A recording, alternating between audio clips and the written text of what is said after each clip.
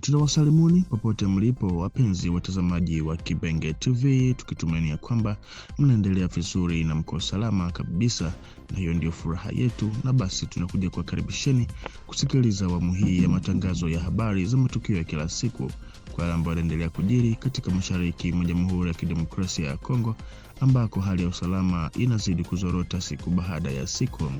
Na tukianzia huko mkoani Kivu Kusini, hiyo jana Jumatano tarehe 8 Aprili, katika Plateau za wilaya ya Fizi karibu na mji wa Minembwe, wapiganaji 6 wanaohusishwa na muungano wa Twirwaneho M23 wamejisalimisha kwa jeshi la Jamhuri ya Kidemokrasia ya Kongo FARDC, kulingana na vyanzo vya ndani vinavyoaminika. Tukio hili linaingia katika muktadha wa mfululizo wa kujisalimisha unaoshuhudiwa kwa wiki kadhaa sasa katika eneo hilo linalokumbwa na hali ya ukosefu wa usalama. Kwa mujibu wa ushuhuda mbalimbali uliokusanywa eneo la tukio, hatua hizi za kujiondoa zinaashiria kuwepo kwa hali ya kutoridhika inayozidi kuongezeka ndani ya safu za wahasi. Vyanzo vilivyo karibu na duru za kiusalama vinaeleza kuwa wengi wa wapiganaji hao ni vijana waliolazimishwa kujiunga na kisha kutumwa mstari wa mbele vitani. Uamuzi wao wa kuweka chini silaha unaelezwa kuchochewa na kukataa kushiriki katika mapambano dhidi ya taasisi za nchi yao wenyewe, pamoja na hali ngumu ya maisha ndani ya makundi hayo yenye silaha.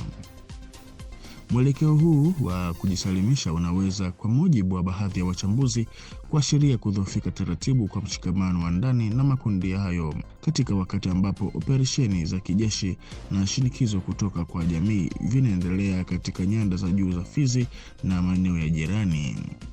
Tukio la kusikitisha liliripotiwa jioni ya Jumanne ya tarehe 7 Aprili katika ziwa Kivu mkoani Kivu Kusini, ambapo chombo cha usafiri cha majini chenye injini kilipata ajali ya kuzama, kwa mujibu wa vyanzo vya ndani.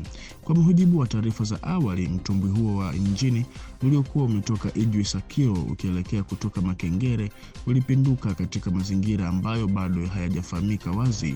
Sababu halisi za ajali hiyo bado hazijathibitishwa hadi sasa.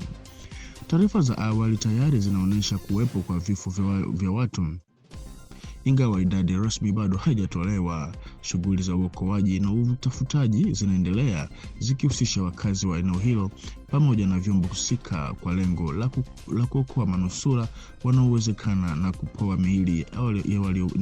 miili ya waliopoteza maisha. Hadi sasa mamlaka za eneo hilo hazijatoa taarifa rasmi, huku taarifa zaidi zikitarajiwa katika saa zijazo ili kubaini kwa kina ukubwa wa tukio hilo lililotokea katika ziwa Kivu. Na mkoani Kivu Kaskazini, wiki mbili baada ya kujiondoa kwa wahasi wa FCM 23, jeshi la Jamhuri ya Kidemokrasia ya Kongo FARDC limeanza kurejea taratibu katika vijiji kadhaa vya wilaya ya Lubero, kwa mujibu wa vyanzo vya kiusalama na vya ndani vinavyoaminika. Hatua hii ya kurejea inahusu hasa maeneo ya Vukununu, Vuvutama, Kipese, Katondi na Kirikiri, ambapo uwepo wa vikosi vya serikali unaendelea kurejeshwa polepole. Kwenye uwanja wa operesheni, maendeleo haya yanaonekana kama hatua muhimu katika kurejesha maeneo yaliyokuwa chini ya udhibiti wa makundi yenye silaha. Baadhi ya wadau wa ndani wanaamini kuwa kurejea kwa FARDC kunaweza kusaidia kurejesha mamlaka ya serikali katika maeneo hayo, pamoja na kuamsha matumaini ya kurejeshwa kwa usalama kwa hatua taratibu. Hali hii inaweza pia kuchangia baada ya muda kurudi kwa raia waliolazimika kukimbia makazi yao kutokana na mapigano. Hata hivyo, hali ya usalama bado ni tete katika baadhi ya maeneo ya wilaya hiyo. Vyanzo vinaeleza kuwa bado kuna uwepo wa wahasi katika mihimili ama akse ya Kisombiro na Alimbongo, ambapo mvutano unaendelea na harakati za kutiliwa shaka bado zinaripotiwa. Katika muktadha huu, wachambuzi wanasisitiza umuhimu wa kuimarisha udhibiti wa maeneo yaliyorejeshwa na kuongeza tahadhari ili kuzuia kurejea kwa vurugu katika sehemu hii ya Kivu Kaskazini. Kwa mujibu wa vyanzo vya ndani vinavyoaminika, wahasi wa M23 wanaendelea na kusonga mbele katika sehemu ya magharibi ya Kivu Kaskazini, na kwa sasa wanaripotiwa kuwa umbali wa takriban kilomita 30 kutoka grupema ya Waloa Luanda katika wilaya ya Walikale. Kusonga mbele huku kunakuja siku moja baada ya kutekwa kwa Tushunguti, makao makuu ya grupema ya Ziralo katika wilaya jirani ya Kalehe, tukio lililotokea Jumanne ya tarehe 7 Aprili mwaka huu. Kwenye uwanja wa mapambano, inaelezwa kuwa harakati hizi zinafanyika zaidi katika maeneo ambayo hayajalindwa vya kutosha au yaliyotekelezwa kwa muda, ambapo wahasi wamekumbana na upinzani mdogo kutoka kwa makundi ya kujilinda ya wapiganaji wazalendo. Hali hii imeibua hisia kali miongoni mwa shirika za kiraia katika eneo hilo. Huko Ziralo, baadhi ya wanaharakati wanaamini kile wanachokielezea kuwa ni uzembe na ukosefu wa dhamira kutoka kwa mamlaka za Kinshasa katika kushughulikia vita vinavyoendelea mashariki mwa nchi. Zaidi ya mwaka mmoja tangu kuanguka kwa miji mikubwa ya Goma na Bukavu mikononi mwa wahasi, wachambuzi wengi wanaona kuwa matumaini ya kurejesha utulivu bado ni madogo. Kuendelea kwa operesheni za kijeshi sambamba na juhudi za mazungumzo, hali inayojulikana kama mkakati wa token fight, kunaonekana kuongeza hali ya kutokuaminiana na kuendeleza vita. Hata hivyo, licha ya hali hiyo ya wasiwasi, baadhi ya maeneo katika wilaya ya Kalehe bado yako chini ya udhibiti wa serikali ya Jamhuri ya Kidemokrasia ya Kongo pamoja na washirika wake. Maeneo hayo ni pamoja na grupema za Kalima na Kalonge pamoja na sehemu ya Mubuku katika sheferi ya Buhavu na pia sheferi yote ya Buholo, ambako utawala na mifumo ya usalama ya serikali bado inaendelea kufanya kazi.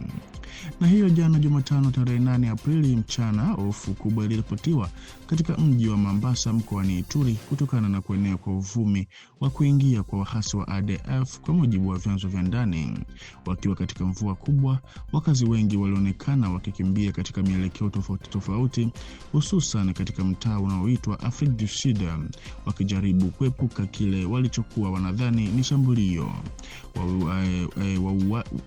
Wauzaji walifunga maduka yao haraka na mitaa ikabaki tupu kwa kiwango kikubwa, hali iliyozua hali ya mvutano na mkanganyiko. Kati ya umati huo wanaokimbia, watoto pia waliripotiwa kuwemo, baadhi wakiwa peke yao, wakiwa hatarini kupotea katika vurugu za mkanganyiko. Mashahidi kadhaa walisema kuwa waliona hali ya wasiwasi na hofu, huku baadhi ya wakazi wakijaribu kwa nguvu zote kufikia familia zao au kupata makazi salama. Hadi muda wa uchambuzi, mamlaka za eneo hilo hazikuwa zimehakiki uwepo wa waasi wa ADF, lakini hofu hii inaonyesha udhaifu wa kisaikolojia ambao tayari uko ndani ya baadhi ya wananchi wa kawaida dhidi ya uvumi na vitisho katika eneo hilo ambalo mara kwa mara linalengwa na makundi yenye silaha. Huduma za usalama zinaripotiwa kuwa ziko njiani kuhakikisha utulivu na kuthibitisha ukweli wa taarifa hizo. Na kwa taarifa hii, mpenzi mtazamaji wa Kibenge TV, ndiko ambako tunakwenda kuweka nukta kwa awamu hii ya matangazo ya habari za matukio ya kila siku, ila kwa kuzidi kufaidi zaidi habari moto kutoka kwetu, tunakusihi ubaki sambamba nasi hapa kwenye channel yetu ili upate kuhabarika zaidi. Basi tukutane kwa majaliwa. Asante.